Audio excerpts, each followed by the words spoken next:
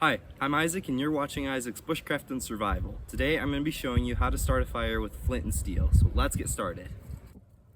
So the first thing we're going to need for our fire today is steel. Hardened steel is what you need. Mild steel or just normal steel won't work as well, if at all. You need the higher carbon so you can get sparks. A lot of times I've seen people that sell these ones that are curved and they curve around your hand like a C shape. I don't use those because if you slip as you're striking, you can hit your hand with a rock and that would not feel good. So a lot of times what I like to use is just an old metal file. They work perfectly well. I've done these a lot of times. I've started a fire with them. They work really well. They're high carbon steel. And another thing that I use is instead of flint, I use a piece of chert. So I broke this piece off of our large rock over here.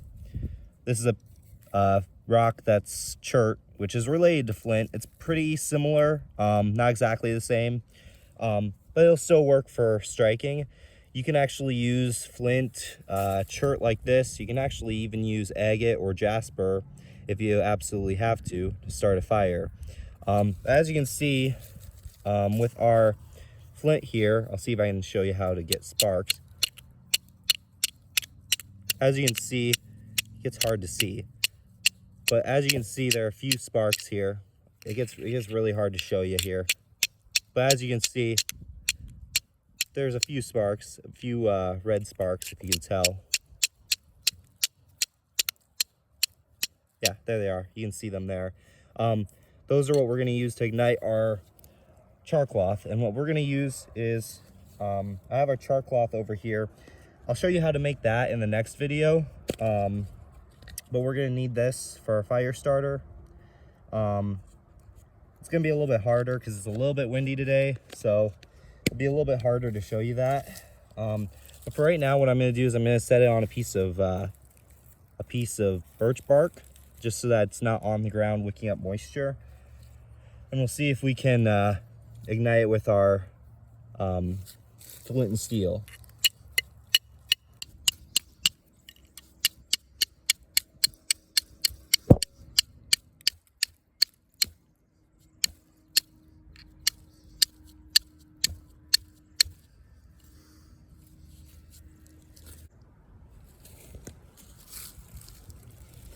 So it took long enough, but we got our char cloth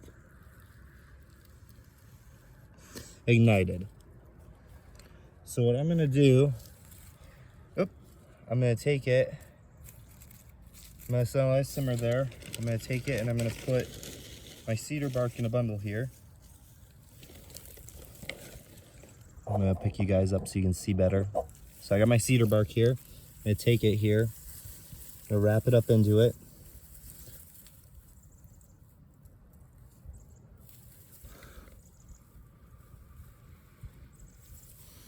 We're going to see if we can get this fire going.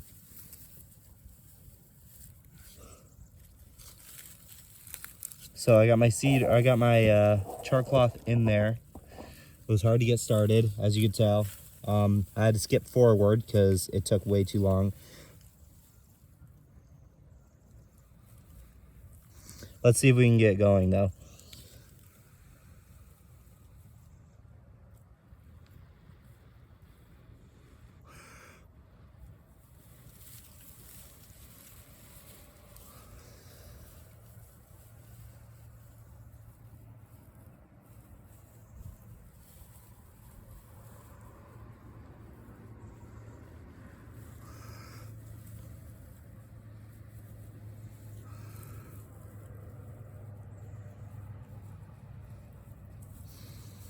Oh, yeah, just saying, I gotta hold it right so that way I gotta get it set up here and fold it up correctly. So I need to get it folded up better. I'm gonna keep blowing on it just to keep it going. I need a small tinder bundle though. I need to wrap it up tighter. Whoop. I don't want it to go out.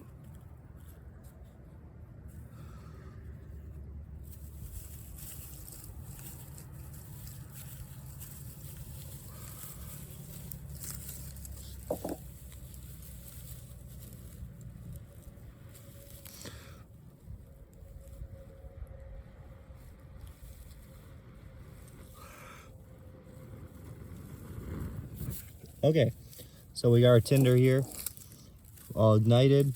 Now we can put on our birch bark and get fire going here. I'm not gonna build a huge fire, but yeah, as you can tell, it took forever. I had to speed it up, like I said, because it didn't want to ignite very well. It took forever to get with the flint and steel. I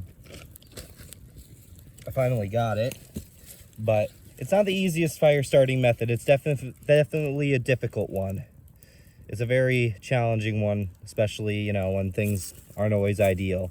But as you can see, we got our fire going with it, and it worked great. So yeah, it's very, very nice. It works good. Like I said, it depends. I think what was wrong was my char cloth had a little bit of moisture in it. And when your char cloth has moisture in it, it doesn't want to ignite. And it's not just moisture from like if you have it in a wet container. It's moisture like that thing, the char cloth absorbs moisture from the air.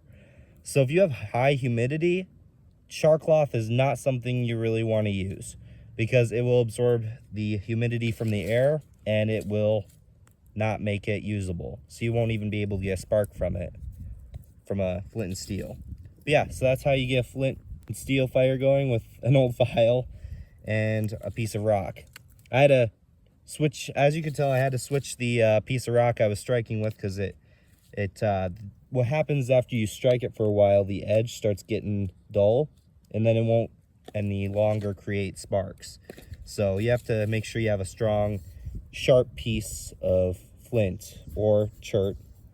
Otherwise, if it's dull, like I said, it will not create good sparks and you won't get a fire going. So I hope you enjoyed this video. If you like this type of content, please consider liking and subscribing, and I will see you on the next one. Thanks for watching.